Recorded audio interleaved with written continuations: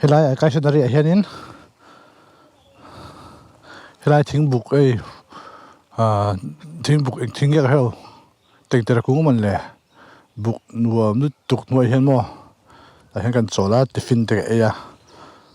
phele sa chorang ta pang san mo destination ni to mai chu meri sa soluti le ben khoi te man mun a khan mo an pheyang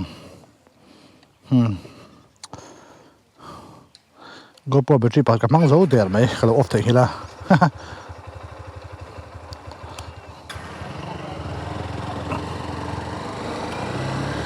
kai sandaria kan chol zokani ha chili tiffin ei chol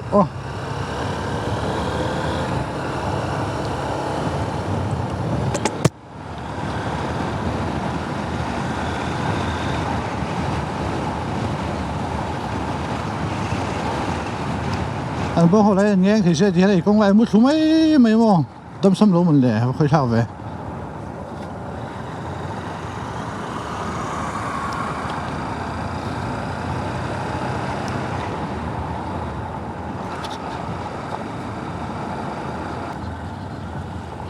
ê đây vai bát thiên phụ đây vai bát thiên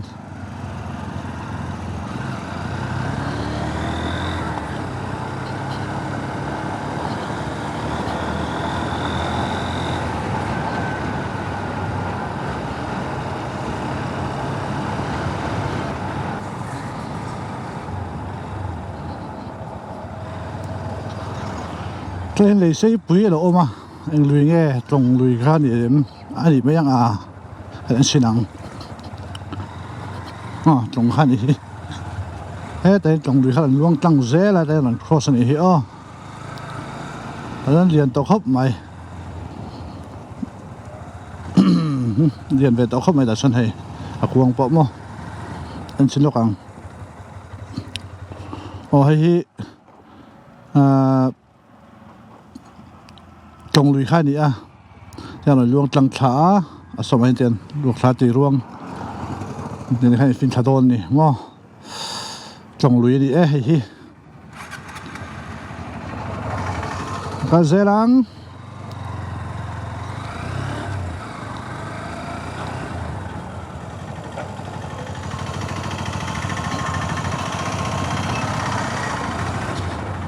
lung tiếp tao hấp mày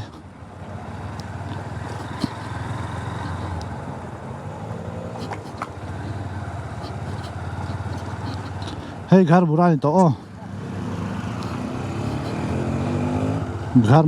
मुरा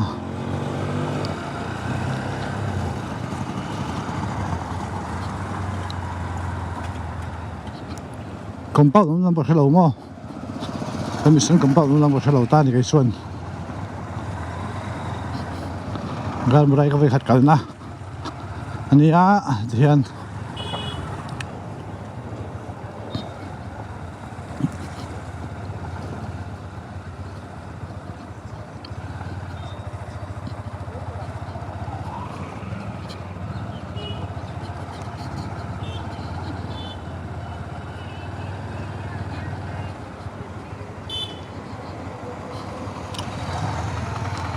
Garmura Bazaar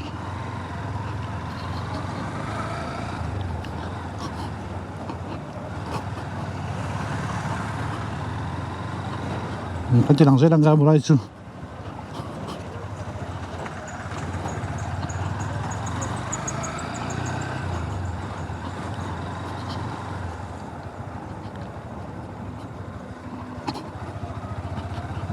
khơi là mạng nghe mình xuân compound nó ổn lẽ cái xe đầu lẽ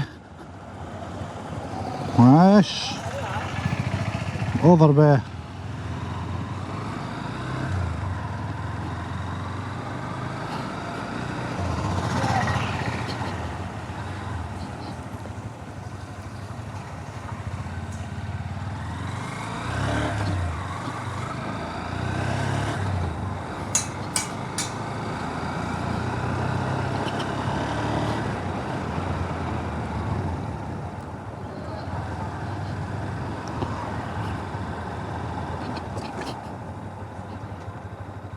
Cái tay bị lỗ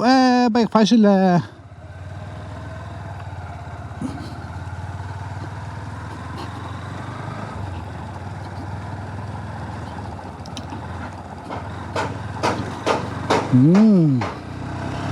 anh ta sẽ làm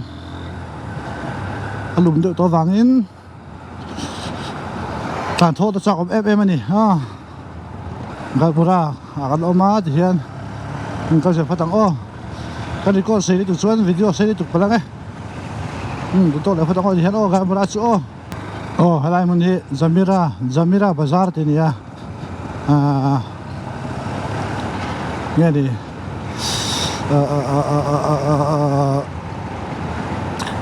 gần một tổ chức hay nhá hay cũng hiếm ô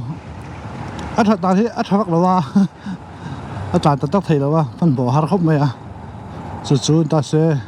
hay thiết vào hạt rượu ấm tuần này Manipur Lampang mấy tỷ hậu đại trăm mấy hậu cái là buổi đó hi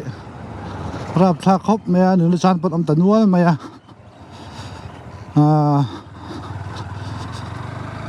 để làm sao ngày đó mấy tỷ hậu po anh tỷ tụi ta anh tỷ về thấu như thế là chăn chú aram này tu aram mi Manipuri anh chị aram tầm số khát lang mi mo zone thả thả lệ naga te cookie tiếng hậu mà te bay te cái tiếng hậu lúa về chất mẹ hàng hậu hàng ngay một tham in anh liền về chân anh ấy mấy zone ngày đó cho nên số cái lúa ta số số Mizoram mo kan ram hi ting nghe thì sẽ đang thì han đi chắc mà population liền số tuy có population liền số tin Musulman cho con sĩ trong trai cho nên tắm thế đi mua làm mua khăn phur thì khăn tin nằm đang sang pot in lệ lối cho là pot này to Mizoram hun sang là khoe lo mang mo hèn hi hun lũ cái sẽ lại ting nghe này yang ngheกันram min chu pui tur khopin anh liền về mấy yang thì kha sao khopinกันเสียlại cho Mizo de po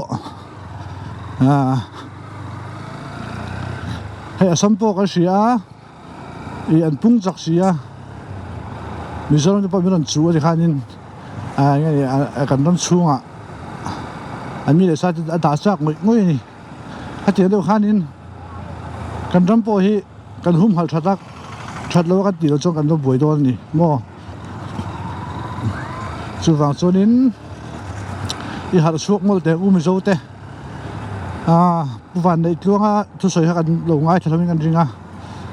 in tháp pun char thì kan ngay Mizo kan tâm lâu mua kan ram này chín lúa lum tur hiền nên Mizo te kan pun về ngay này thì khá seta ila thì chú trăng tay là thì khá lúa mà salai te mua kan sinot policy po niya fanay tam mo Mizo ti kan tlem tu bad control mo population control ti ka khasu kan langai lo la sa kan ram hi kan thol tu ka nam dang ten non i ta ni mo kan mun o song ta ki chu wa chuanin kan changai ni ti ha kan soi duwa chu di ro chuanin Manipur lama kan u nau te ruat om lian khop maya anh hiếm lâu nè cậu khăn hậu tên rất là còn trong trái bùi anh ngay anh thaba ra nụ nào thế anh cũng đến khác bôi bấy xí anh lòng hồ với social media thế chú vàng cho nên khăn u nào đấy tan phát triển mai đi bùi la đi cuốn bùi la đem tới lại một cái ông lẽ nhìn phun bang ai nhìn lẽ vắt thế tổ in lẽ lâu chụp bùi đến xa ra tin poi em chu biak in pathian biak in ten ha sakani poi em ya le pan za ngai se borok bonam pe se ti kha adum khop bai trong trai pe yang ril runa ve ni mo hey machine na trong chonin nge ni enga mun ti ve mai hi cha om thina ase kha kha thaber lowa ril film ta puchungin Mizo te hian kan u nau te kan zon ha thak pui te kan trong trai puya kan support ta ele in har support chan pui thei turin men bu se kha kan ti tur ni cheng Myanmar lama pon buaya ji khanin aron ral tlana lo som dol to lo bum khop maya ati khan Manipur ma ka du nau te po som dol ngai dol ni trong tang wo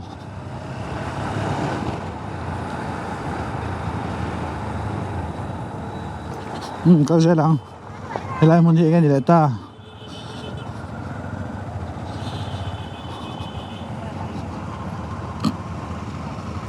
बोलदी di ta hi boldi ka uten om to ta hemo bisonorin boldi fu chat mai boldi chu he dai pa chu chu ng zung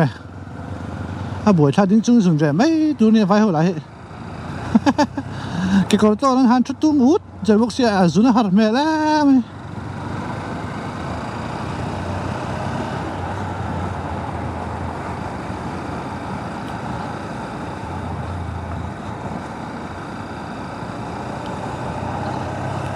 คือให้ได้ก็เลยบิดสมนิปกัวนี่เกมจะสมลีเลย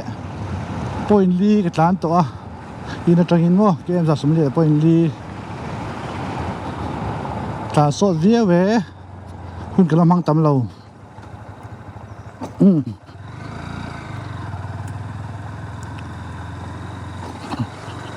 แล้วก็เลยตัวเราจูดเต้มินละฟันเดียววะ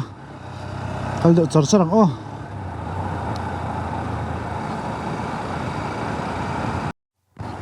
cookie zera ji cookie zera je mo ba che thei chun nia ba su ei mình gọi là trong vách gì lạiตัวsu va chuan ing ma kan thre ta tak to lo wa bong su boi tha thim mai o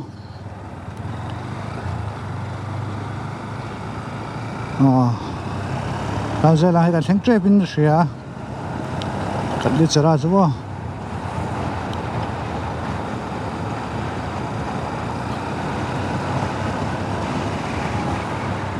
tay đầm tối in ổn thì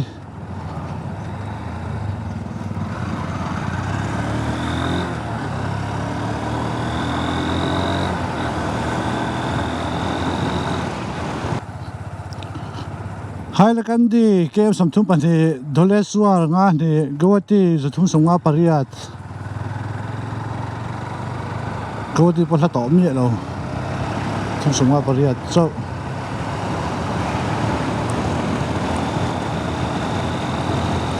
hai con trái sốt em đúng không? Tất cả là tụi thế cả thiên chế bắt cảnh bèn đồ nè, ai son về đó mà cảnh bèn đồ này, ai son về đó mà cảnh bèn đồ,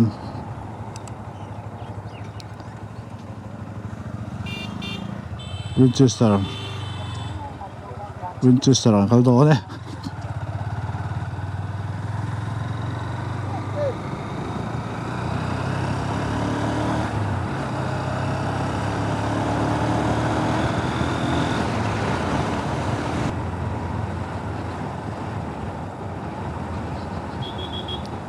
Tại lại nghe hi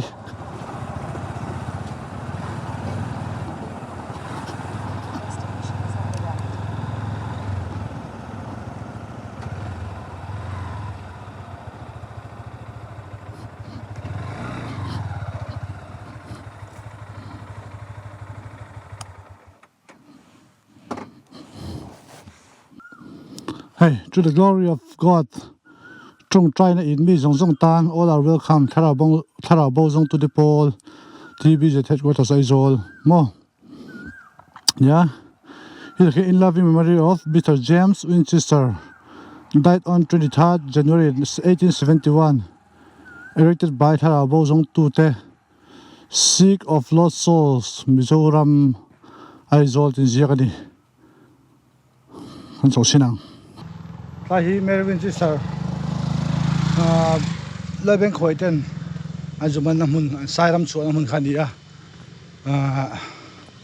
nghe đi hay tiếng bụi mình nhá ngồi hiền in căn sầu xin ăn xin mình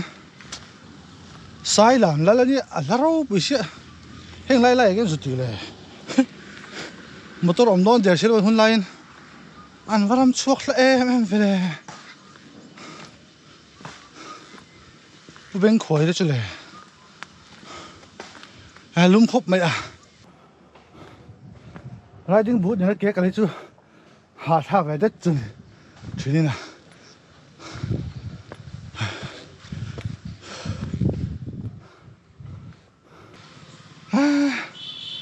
lung phút được mấy lung được không hey on 23rd of January 1871 James Winchester was killed at Alexanderpur by the Shikari of Benkoya chief of Sailam. On 23rd of January 1986, the foundation stone of late J. Winchester Memorial Building was laid by Mr. Sairang Puyan, the great granddaughter of Benkoya.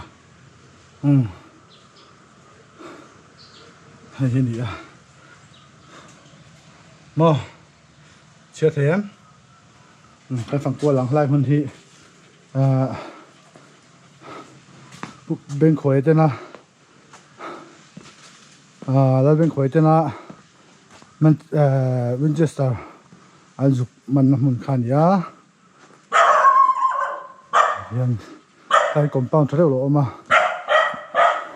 anh em qua chi nào bao su bao bê tu hiện sang một unit EBZ in an colony mo lại một hi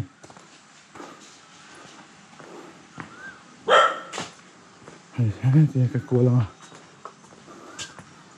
hiện trong cái compound chung người à lại một hi mi dâu te Christian cái này tụi nó incident bây giờ em mấy mo dâu lu đi khăn man tan hồn ta sai làm à chuan khami atang khan sa phau khan mi zo ten ber shet na chuan chal chin than mo em tin sia chuan missionary po aron kal so tan ti na mun aron kal na dura mun in tan na ani chu lai mun he break and chung ni mo hay hi Hey, Zoluti. Hi Zoluti Mary Winchester chuni tani tami hi nia Cái tiệm lại càng nhà liền làm lại. hi anurat tu te vô quy trình nun nia làm chuyện thế mo hi nia hi poi mo lu tuk ho hai no pang hi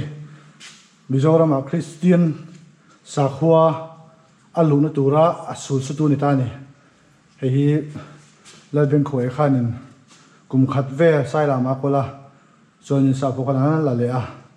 chuan Christian na lu chota ni missionary te kha Mizoram than phai dai hen Pujam Switch Sarkha an thana mun taka hai pe ki hi ading ta ni chuwa lai mon mun poi mo lu tu ni he ta henin Winchester kha Zoluti khala rom boka hai kumwami ani in ni somni bathum thakhat sa kha jare som sari pakhat a Pujam Winchester chu Alexanderpur a mizo ramutina thata ani hi mizo rama an hona kum khat nu asai ram lal ben khoyan nen tangin surkha na le ta milulak mang nam chu tharau chandam thok tu nak chandam thok tu rin pathian min ko ta ham ti ni hi au ma là thèm ó hay tuần hiện tháo đeo khóc mày khai lại một ai hiền luôn lâu phun à em muốn đi sắm đi Pathum January sáng cái sắm sari pakata mizo pasal tha bank khoya houten James Winchester ka lum na mun ani CM2 tharaus bo jong tu te tui kwal unit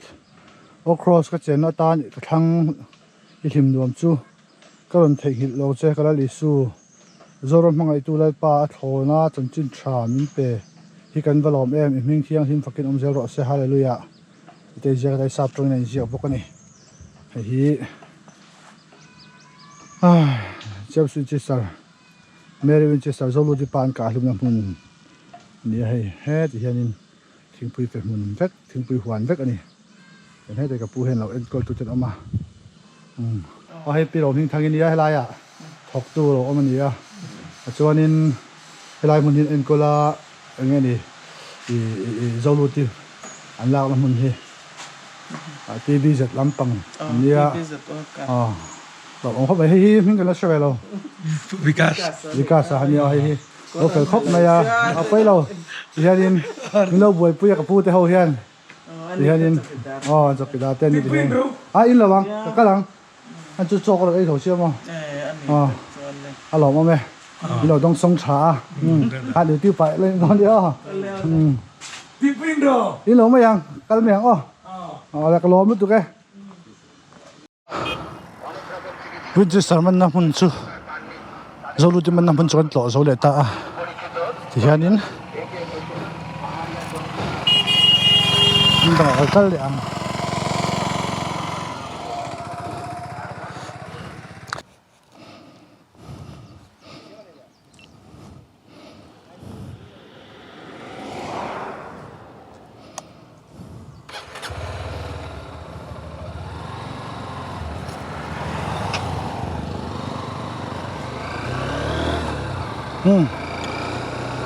hả